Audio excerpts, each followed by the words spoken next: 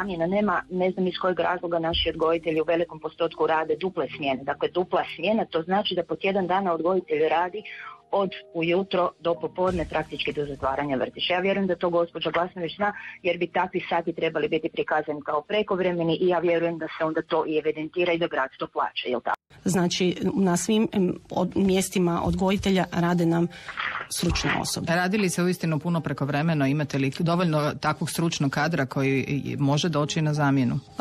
Ono što mi imamo saznanja, znači za organizaciju rada u dječjim vrtićima nadležni su ravnatelji, imaju svoje satničare, oni bilježe svaki sat rada svih djelatnika i sukladno navedenom obračunu, a prema kolektivnom ugovoru dječji vrtići postupaju u takvim situacijama.